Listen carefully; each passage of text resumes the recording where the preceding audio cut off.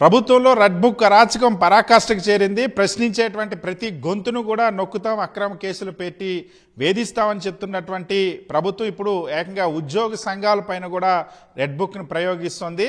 Red book పేరుతో ఎవరైతే ప్రభుత్వాన్ని నిలదీస్తారో వాళ్ళందరిపైన కూడా కక్ష సాధింపు చర్యలు దిగుతున్నటువంటి ప్రభుత్వం ఇప్పుడు సాక్షాత్తు సచివాలయ ఉద్యోగుల సంఘం మాజీ అధ్యక్షుడు, ఆంధ్రప్రదేశ్ గవర్నమెంట్ ఎంప్లాయీస్ ఫెడరేషన్ ప్రస్తుత అధ్యక్షుడైనటువంటి కాకర్ల వెంకట్రామరెడ్డిని ఉద్యోగులని డిస్మిస్ చేస్తూ చర్యలు తీసుకోవడం అనేది ఉద్యోగుల్లో తీవ్ర దుమారం రేపుతుంది. ఎందుకు డిస్మిస్ చేశారు, కారణాలు ఏంటి, మనతో పాటు మాట్లాడేందుకు వెంకట్రామరెడ్డి ఉన్నారు. ఆయనతో మాట్లాడే ప్రయత్నం చేద్దాం. ఇవాళ ఇటువంటి అసాధారణమైనటువంటి నిర్ణయాలు గతంలో ఎప్పుడైనా ఉన్నాయా? ఒక ప్రభుత్వం మీ పైన ఇంత కక్షగట్టి మరి అక్కడ మీరు ఉద్యోగంలో ఉండడానికి వీల్లేదు, ఆ సచివాలయ సర్వీస్లో కూడా ఉండడానికి వీల్లేదని చెప్పి ఉత్తర్వులు ఇచ్చింది, దాన్ని ఎలా చూస్తారు?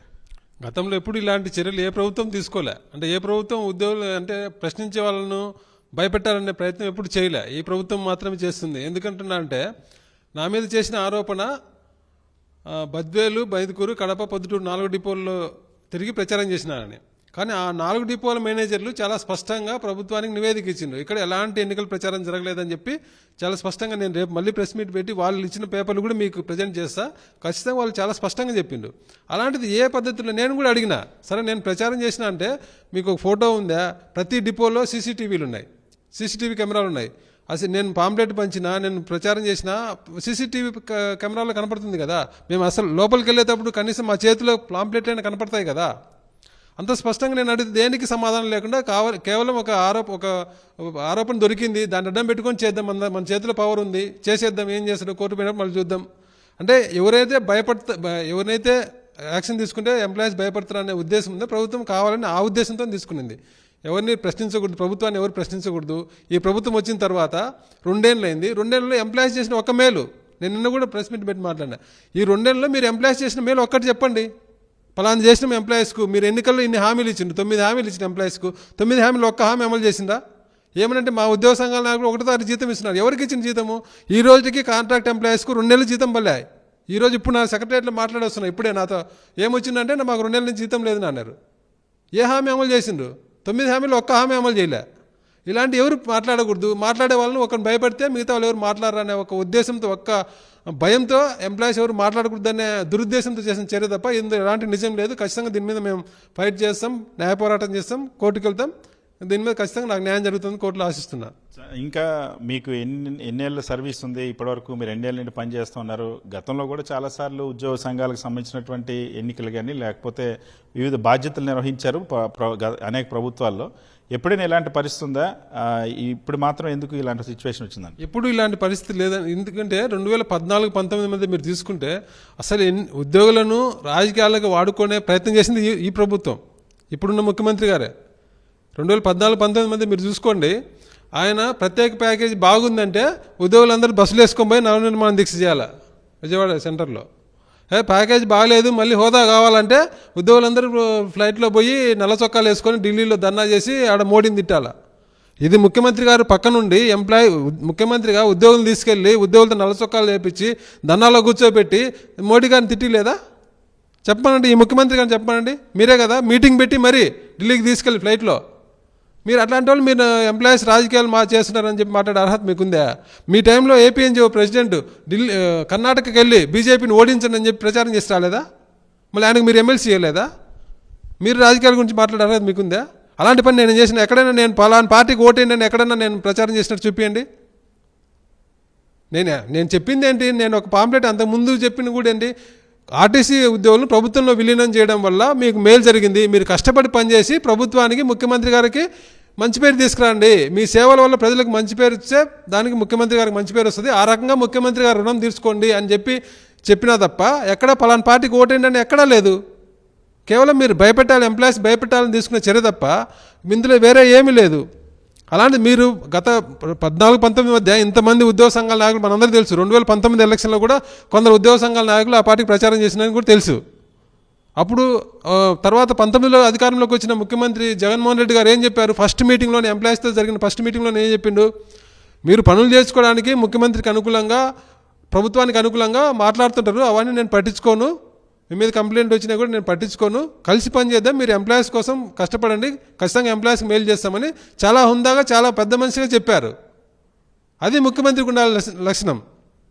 ఇప్పుడు ముఖ్యమంత్రికి అప్పుడు ముఖ్యమంత్రికి ఎంత తేడా ఉంది, నక్కకు నాగలాకు అనుకునే తేడా ఉంది. ఇప్పుడు ముఖ్యమంత్రి గారు ఎలాంటి ఆరోపణలు లేకుండా కేవలం భయపెట్టాలని చెప్పి ఇలాంటి చర్య తీసుకున్నారు.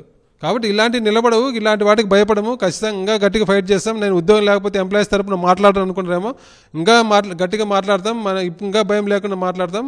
ఎంప్లాయీస్ సమస్యలు ఎప్పుడు ప్రభుత్వం ప్రజల వెలుగులోకి తీసుకొచ్చి ప్రభుత్వం మీద ఒత్తిడి తెచ్చేలాగానే మేము ఫైట్ చేస్తాం తప్పకుండా. ఇంత కక్ష కట్టడానికి దాదాపుగా ఈ ప్రభుత్వం వచ్చినప్పటి నుండి నాకు తెలిసి మిమ్మల్ని సర్వీస్లో కొనసాగించలేదు, సస్పెన్షన్ చేసిన పరిస్థితి, ఇప్పుడు ఏకంగా డిస్మిస్ చేసినటువంటి పరిస్థితి. ఇదంతా ఏం సందేశం మీకు పంపాలని ప్రభుత్వం అనుకుంటారు? ఎందుకు ఇతర ఉద్యోగ సంఘాల నాయకులు ఎవరు చేయనటువంటి తప్పు మీరు ఏమైనా చేశారా? అది అంటే నేనేం మాట్లాడినా మీడియా ముందే మాట్లాడాను కదా, అందులో ఏం తప్ప అంతకుముందు వాళ్ళు మాట్లాడేందుకు నేను రేపు డిస్ప్లే చేస్తా. బీజేపీని రాష్ట్రం నుంచి తరిమి కొట్టాలని చెప్పి మా ఏపీఎన్జిఓ ప్రెసిడెంట్ మాట్లాడాడు, మా బీజేపీని ఒక్క సీట్ రాకూడదని చెప్పి మా సెక్రటరియట్ అసోసియేషన్ ప్రెసిడెంట్ మాట్లాడాడు, ఇదే ముఖ్యమంత్రి గారిని పక్కన కూర్చోబెట్టుకొని. అలాంటి మాటలు నేను ఎక్కడైనా మాట్లాడంటే చూపించండి, వీడియో తీయండి.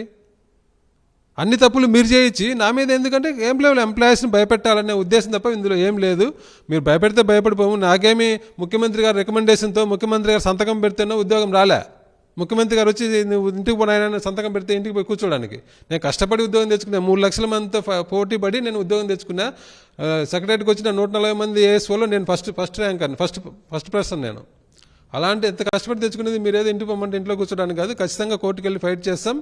దీని మీద న్యాయ పోరాటం చేసి ఖచ్చితంగా కోర్టులో నాకు న్యాయం జరుగుతుందని ఆశిస్తున్నా. సో ఒక ఉద్యోగుల సంఘం నాయకుడిగా చాలా యాక్టివ్గా ఉండేటువంటి మీపైనే ఈ స్థాయిలో కక్ష సాధింపు ఉంటే కింది స్థాయిలో ఎవరైనా ప్రశ్నించే పరిస్థితి కానీ లేదా ఎవరైనా సమస్యల గురించి రిప్రజెంట్ చేసేటువంటి పరిస్థితి కానీ ఉందా? కింది స్థాయిలో కక్ష సాధింపులు ఎలా ఉన్నాయి గత 22 నెలల నుండి? ఖచ్చితంగా ఇప్పుడు నన్నే వాళ్ళ ప్రభుత్వ ఉద్దేశం కూడా అదే. ఎవరన్నా ప్రభుత్వానికి వ్యతిరేకంగా మాట్లాడాలంటే భయపడాలి, వాట్సాప్లో ఒక పోస్ట్ పెట్టాలంటే భయపడాలి. అలా భయపడాలంటే ఎవరో ఒకరి మీద యాక్షన్ తీసుకోవాలని చెప్పి నా మీద యాక్షన్ తీసుకునే తప్ప ప్రభుత్వం ఈ ఫైల్ డీల్ చేసిన ప్రతి ఒక్క ఐఏఎస్ ఆఫీసర్కి తెలుసు ఇందులో ఎలాంటి వాస్తవం లేదు, ఇది తప్పుడు చర్య అని. కానీ వాళ్ళు కూడా ఏమైందంటే పైన వాళ్ళకి తలూపే పరిస్థితి వచ్చింది కాబట్టి ఇలాంటి ఆర్డర్ వచ్చింది.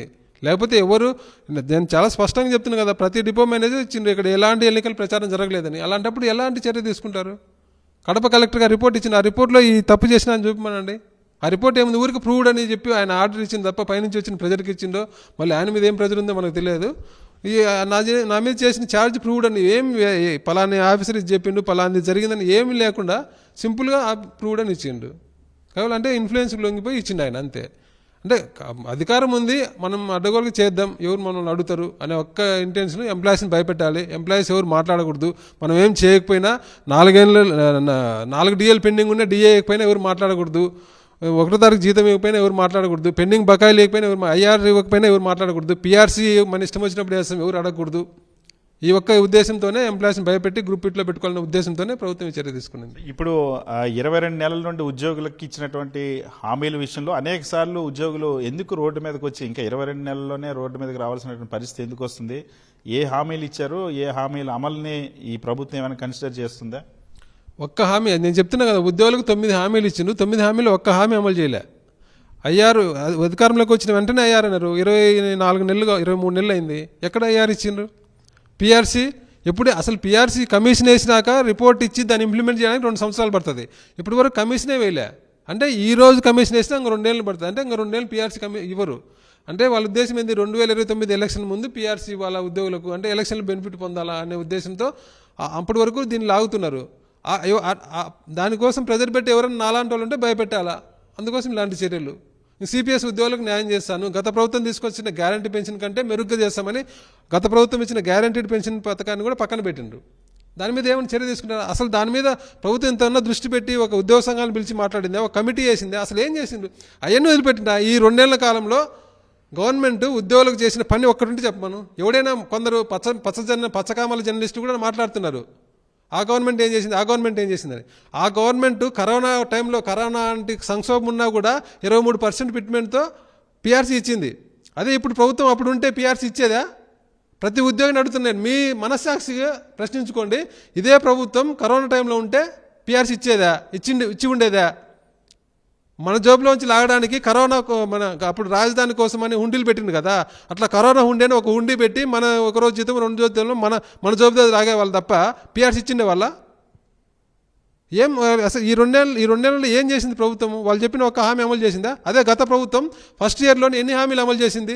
27% ఐఆర్ ఇచ్చింది, కరోనా సంక్షోభం ఉండే పిఆర్సీ ఇచ్చింది, ఆర్టీసీ ఉద్యోగులను ప్రభుత్వంలో విలీనం చేసింది, ఆశా వర్కర్లకు జీతం పెంచింది, అంగన్వాడీలకు జీతం పెంచింది, సమగ్ర శిక్ష వాళ్ళకి జీతం పెంచింది, 1,30,000 ఉద్యోగాలు ఇచ్చి గ్రామవార్డు సచివాలయ వ్యవస్థ తీసుకొచ్చింది. కరోనా వచ్చినా కూడా వాళ్ళకి చెప్పిన మాట ప్రకారం వాళ్ళ ప్రొబేషన్ డిక్లేర్ చేసింది. ఎన్ని పనులు గత ప్రభుత్వం చేసే, గత ప్రభుత్వానికి ఈ ప్రభుత్వానికి అసలు పోలికేంటి? అయినా మీడియా అదే ఈ ప్రభుత్వం ఏదో చేస్తుందని చెప్పి భ్రమ కల్పించడానికి, అలాంటి మీడియాను తప్పుపడితే నాలాంటి వాళ్ళ వాయిస్ రాకుండా ఉండడం కోసం ఇలాంటి బలవంతంగా అణచివేత చర్యలు. కానీ ఎంప్లాయీస్ అంత అమాయకులు కాదు, ఎంప్లాయీస్ అంత చదువుకోలేని వాళ్ళేం కాదు. మీరు ఏం చేసినా అన్నీ తెలుస్తాయి ఎంప్లాయీస్కు. అయితే ఈ రోడ్డు మీదకి రాలేదని అనుకుంటున్నారేమో, సమయం వచ్చినప్పుడు ఎంప్లాయీస్ వాళ్ళ శక్తి చూపిస్తారు, అప్పుడు మీరు తప్పు దిద్దుకోలేని పరిస్థితిలోకి మీరు వెళ్ళిపోతారు. అందుకోసమే ఇప్పుడైనా మేల్కొని ఎంప్లాయీస్తో పెట్టుకోకుండా ఎంప్లాయీస్కి ఇవ్వాల్సినట్టు ఇచ్చే బాగుంటుంది. అంతేగాని ఎంప్లాయీస్కి ఇవ్వాల్సినట్టు ఇవ్వకుండా ఎంప్లాయీస్ని భయపెట్టాలని చెప్పి ఇలాంటి పిరికిపంద చర్యలు తీసుకుంటే ఎంప్లాయీస్ భయపడరు, ఖచ్చితంగా మీ పుట్టి ముంచుతారు ఎంప్లాయీస్ టైం వచ్చినప్పుడు. ఇప్పుడు మరి వెంకటరామరెడ్డి ఉద్యోగుల సమస్యల గురించి ఈ రోజు నుండి మాట్లాడరా, భయపడతారా? మీ ఉద్యోగాన్ని దక్కించుకోవడానికి నెక్స్ట్ ఏం చేయబోతున్నారు? దానికేం ఉద్యోగం, నేను కోర్టుకు వెళ్తానా? ఉద్యోగం దక్కించుకోవడం అనేది న్యాయపరంగా తెలుసుకుంటాము. నేను ఎంప్లాయీస్ తరపున ఎప్పుడు మాట్లాడతాను. నాకు సిటిజన్గా హక్కుంటుంది, ఎంప్లాయీస్గా హక్కుంటుంది. నేను ఎంప్లాయీస్గా వాళ్ళు తీసేసినా నేను ఎంప్లాయీగానే ఫీల్ అవుతున్నా, ఖచ్చితంగా నా కోర్టులో న్యాయం జరుగుతుంది. కాబట్టి నేను ఎంప్లాయీగానే నేను ఫీల్ అయ్యి ఎంప్లాయీ తరపున ఎప్పుడు మాట్లాడుతూ ఉంటా. ఇంకా నాకు ఫ్రీ వచ్చింది, నాకు మళ్ళీ ఉద్యోగం వచ్చేంత వరకు నేను అన్ని విషయాల మీద కూడా మాట్లాడవచ్చు. కొన్ని లిమిటేషన్స్ కూడా లేవు. ఇప్పుడు నేను ఇంకా ఫ్రీగా మాట్లాడగలను. ప్రభుత్వం చేసే తప్పులను, ప్రభుత్వం అడ్డగోలుగా అసెంబ్లీ సెక్రటరీ ఒకరిని తీసుకొచ్చి పెట్టింది. ఆ అసెంబ్లీ సెక్రటరీ చేసే అడ్డగోలు పనులన్నీ ఏంటి అంటే, ఇప్పుడు ప్రతిదీ ప్రభుత్వం చేసే ప్రతి తప్పును ఇంతకుముందు కంటే ఇంకా ఎక్కువగా నేను ఎక్స్పోజ్ చేస్తా. ఖచ్చితంగా ప్రభుత్వం దిగి వచ్చి ఎంప్లాయీస్ మేలు చేసేలాగా నా పోరాటం ఎప్పుడు చేస్తూనే ఉంటా. Thank you. ఖచ్చితంగా నన్ను వ్యక్తిగతంగా తనను సస్పెండ్ చేసినప్పటికీ కూడా ఉద్యోగుల హక్కుల గురించి మాట్లాడడం కానీ, ఉద్యోగుల సమస్యలపై చేసేటువంటి పోరాటంలో మాత్రం ఎక్కడ వెనక్కి తగ్గేది లేదు అని స్పష్టంగా చెప్తున్నారు. అంతేకాకుండా ఇప్పుడు డిస్మిస్ చేయడం వల్ల, తనను విధుల్లో తొలగించడం వల్ల మరింత స్వేచ్ఛగా, మరింత ధైర్యంగా, మరింత బలంగా ఉద్యోగులకు సంబంధించినటువంటి డిమాండ్ల కోసం, ఉద్యోగులకు జరుగుతున్నటువంటి మోసాన్ని ఎవరైతే ప్రభుత్వం చేస్తుందో ఆ మోసాన్ని ఎండగట్టడానికి మరింత బలంగా మాట్లాడడానికి అవకాశం ఉంటుంది తప్ప, తన ఉద్యోగం విషయంలో న్యాయ పోరాటం చేసి అంతిమ విజయం సాధిస్తానని తెలుసు అని చెప్తున్నారు. ఎటువంటి ఆధారాలు లేకుండా కేవలం ఉద్యోగుల గురించి మాట్లాడుతున్నందుకు కక్ష సాధింపులో భాగంగానే తనను డిస్మిస్ చేశారని వెంకటరామరెడ్డి చెప్తున్నారు. వీడియో సాయితో సతీష్, సాక్షి టీవీ, విజయవాడ.